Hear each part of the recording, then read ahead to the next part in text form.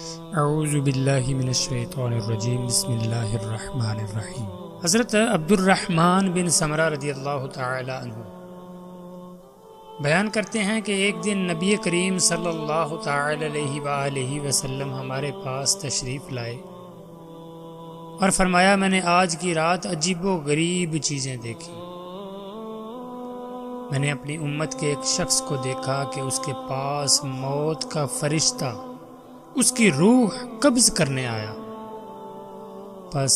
اس شخص کا اپنے والدین کے ساتھ سلوک و احسان کرنا آگے بڑھا اور ملک الموت کو اس کے پاس سے لوٹا دیا۔ پھر فرمایا نبی کریم صلی اللہ علیہ وسلم نے، میں نے اپنی امت کے ایک شخص کو دیکھا کہ قبر کا عذاب اس کے آس پاس گھیرے ہوئے تھا، لیکن اس کا وضو آیا اور اس نے عذاب سے نجات دی۔ فرمایا نبی کریم صلی اللہ علیہ وسلم نے، میں نے اپنی امت کے ایک شخص کو دیکھا کہ جس کو شیاطین نے گھیر لیا تھا، چنانچہ اللہ سبحانہ و تعالی کا ذکر آگے بڑھا اور شیاطین سے نجات دلائی اس کو۔ نبی کریم صلی اللہ علیہ وسلم نے فرمایا، میں نے اپنی امت کے ایک شخص کو دیکھا کہ عذاب کے فرشتوں نے اس کو گھیر رکھا تھا، لیکن نماز نے ان کے عذاب سے اس کو بچا لیا۔ میں نے اپنی امت کے ایک شخص کو دیکھا کہ پیاس کے مارے زبان نکالے ہوئے ہے اور جس حوض پر جاتا ہے ناکام لوٹا دیا جاتا ہے، چنانچہ اس کا روزہ آیا اور اس نے اس کو سیراب کر دیا، اس کی پیاس کو مٹا دیا۔ پھر فرمایا نبی کریم صلی اللہ علیہ وسلم نے، میں نے اپنی امت کے ایک شخص کو دیکھا کہ انبیاء اکرام اپنے اپنے حلقے بنا کر بیٹھے ہیں اور یہ شخص جب ان کے حلقے کے قریب پہنچتا ہے تو اس کو نکال باہر کر دیتے ہیں، چنانچہ اس کا غسل جنابت آیا اور اس نے اس شخص کا ہاتھ پکڑ کر میرے قریب بٹھا دیا۔ میں نے اپنی امت کے ایک شخص کو، ایک آدمی کو دیکھا کہ اس کے دائیں بائیں آگے پیچھے اور اوپر نیچے تاریکی ہی تاریکی ہے۔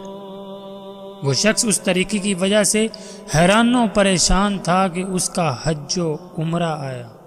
اس کا حج اور عمرہ آیا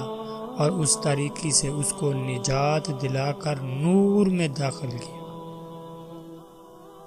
پھر فرمایا نبی کریم صلی اللہ علیہ وسلم نے، میں نے اپنی امت کے ایک آدمی کو دیکھا کہ وہ مومنوں سے بات کرتا ہے لیکن وہ اس سے بے رخی برت رہے۔ وہ آدمی یعنی ان مومنوں سے بات کرنا چاہتا ہے لیکن وہ مومن اس سے بے رخی برت رہے، چنانچہ اس کا صلہ رحمی آیا اور اس نے کہا کہ اے مومنوں، اس شخص سے بے رخی نہ کرو، اس سے بات چیت کرو۔ پھر اس سے باتیں کی۔ پھر فرمایا نبی کریم صلی اللہ علیہ وآلہ وسلم نے، میں نے اپنی امت کے ایک شخص کو دیکھا کہ اپنے ہاتھ سے آگ کی لپٹ کو اور شراروں کو روک رہا تھا کہ منہ نہ جلے، چنانچہ اس کا صدقہ آیا اور اس نے اس کے منہ اور سر کی حفاظت کی۔ فرمایا نبی کریم صلی اللہ علیہ وسلم نے، میں نے اپنی امت کے ایک شخص کو دیکھا کہ ملائکہ یعنی عذاب والے فرشتے، ملائکہ عذاب نے اس کے ہر عضو کو گرفت میں لیا، لیکن اس کی دعوت و تبلیغ نے ان سے بچا کر ملائکہ رحمت سے ملا دیا، رحمت کے فرشتوں سے ملا دیا۔ میں نے اپنی امت کے ایک آدمی کو دیکھا کہ اس کے نامہ اعمال نے ترازو کے بائیں پلڑے کو جھکا دیا، چنانچہ اس کا خوف خداوندی آیا، اس کا اللہ سے ڈرنا، اللہ سے خوف کھانا آیا اور اس نے اس ترازو کے دائیں پلڑے کو جھکا دیا۔ فرمایا نبی کریم صلی اللہ علیہ وسلم نے، میں نے اپنی امت کے ایک شخص کو دیکھا کہ اس کی ترازو اعمال سے ہلکی پھلکی رہ گئی، تو اس کے پاس وہ بچے آ گئے جو بچپن میں فوت ہو گئے، بچپن میں مر گئے تھے۔ انہوں نے آ کر اس ترازو کو وزنی کر دیا۔ پھر فرمایا نبی کریم صلی اللہ علیہ وسلم نے، میں نے اپنی امت کے ایک شخص کو دیکھا کہ جہنم کے کنارے پر کھڑا ہے، اس کا اللہ سے ڈرنا آیا اور اس نے جہنم کے کنارہ سے دور کر دیا۔ فرمایا آپ صلی اللہ علیہ وسلم نے، میں نے اپنی امت کے ایک آدمی کو دیکھا کہ وہ آگ میں گر پڑا، اس کا وہ آنسو اب وہاں پر آیا جو اللہ کے ڈر سے اس کی آنکھوں سے بہا تھا، وہ آنسو آیا اور اس آنسو نے اس کو آگ سے نکالا۔ پھر فرمایا نبی کریم صلی اللہ علیہ وسلم نے، میں نے اپنی امت کے ایک شخص کو دیکھا کہ پل صراط پر کھڑا ہے اور تھر تھر کانپ رہا ہے۔ چنانچہ اللہ سبحانہ و تعالی کے ساتھ جو اس کو حسن ظن تھا، اس حسن ظن نے بڑھ کر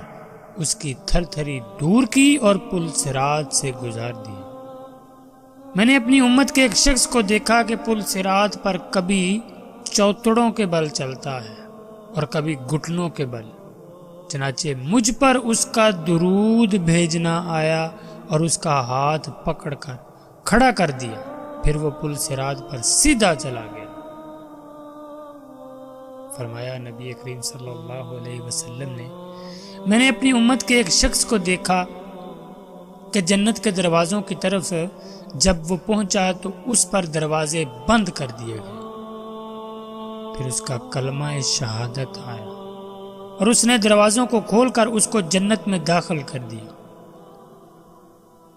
پھر نبی کریم صلی اللہ علیہ وآلہ وسلم نے فرمایا، میں نے کئی آدمیوں کو دیکھا کہ ان کے ہونٹ قطرے جا رہے ہیں۔ میں نے پوچھا یہ کون لوگ ہیں؟ تو جواب ملا یہ چغل خور لوگ ہیں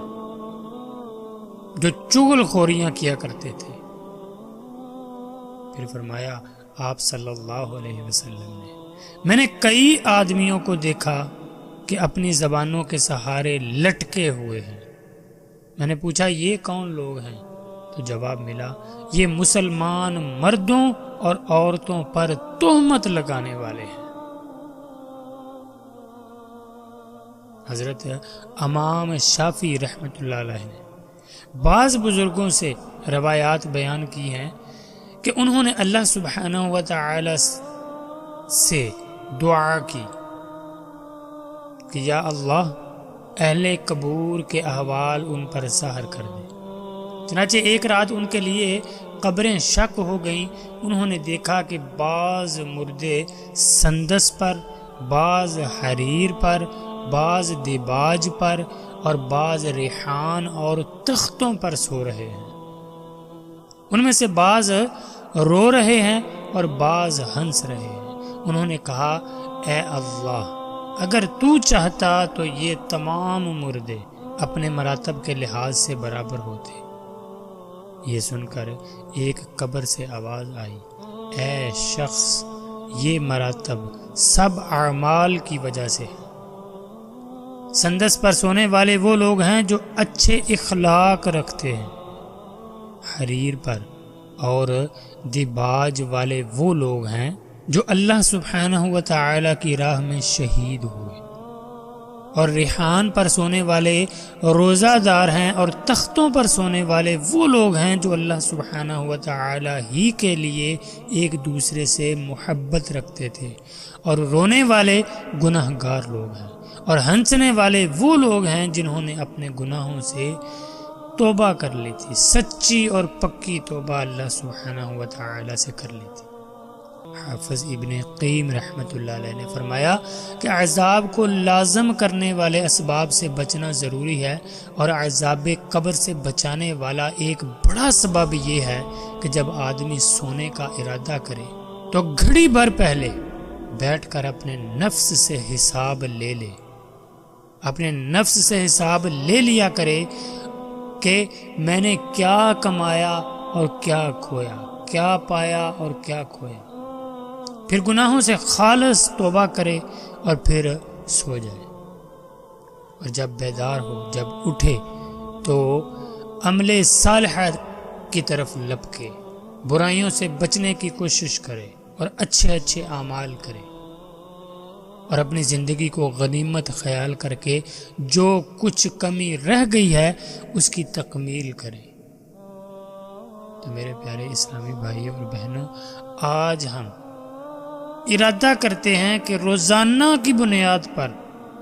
ہم بھی اپنے گزرے ہوئے تمام دن کا سونے سے پہلے اپنے آپ سے، اپنے نفس سے ضرور حساب لیا کریں گے انشاءاللہ تعالی عز و جل، کہ ہم نے یہ جو دن گزارا، جو اللہ سبحانہ و تعالی نے ہمیں زندگی بخشی، جو زندگی کا ایک دن ہماری زندگی سے کٹ گیا، کم ہو گیا، اس میں ہم نے کتنے اچھے اعمال کیے اور کتنے برے اعمال کیے، ہمیں کیا کرنا چاہیے تھا اور کیا نہیں کرنا چاہیے تھا، کون سا آج گزرے ہوئے دن میں میرا ایسا عمل ہے جو میرے مرنے کے بعد میرے کام آ سکے گا، اور کون سے ایسے اعمال ہیں جو کہ عذاب کا سبب بن سکتے ہیں، اور اپنی زندگیوں سے ہمیں ایسے تمام اعمال کو انشاءاللہ تعالی عز و جل دور کرنا ہے جو کہ آخرت میں ہمارے لیے وبال جان بن سکتے ہیں۔ تو یقین جانیے، اگر ہم آج سے ارادہ کر لیں اور یہ اپنی روٹین میں شامل کر لیں کہ سونے سے پہلے اپنے گزرے ہوئے دن کا حساب اپنے نفس سے لے لیں، تو یقین جانیں کہ انشاءاللہ تعالی عز و جل بہت ہی جلد ہماری زندگی بدل جائے گی، اور آپ خود اس بات کا تجربہ کریں، آپ خود دیکھیں گے گناہوں کی عادت بہت جلد چھوٹ جائے گی۔ آپ کی یہ عادت بن جائے گی کہ جب آپ کوئی بھی دنیا کا کام کرنے لگیں گے تو آپ کے ذہن میں یہ خیال آئے گا کہ آیا یہ جو میں عمل کرنے لگا ہوں یہ میری آخرت کے بھی کسی کام آئے گا یا نہیں آئے گا، اس سے کسی کا دل تو نہیں دکھے گا، اس سے اللہ یا اللہ کا پیارا محبوب صلی اللہ تعالی علیہ وآلہ وسلم تو ناراض نہیں ہو جائیں گے، میرے ماں باپ تو ناراض نہیں ہو جائیں گے، میرے گھر والوں کو اس سے کوئی تکلیف تو نہیں پہنچے گی، میرے دوستوں کو، میرے عزیز و اقارب کو، یا کسی بھی اور مسلمان میں بہن بھائی کو اس سے تکلیف تو نہیں پہنچے گی۔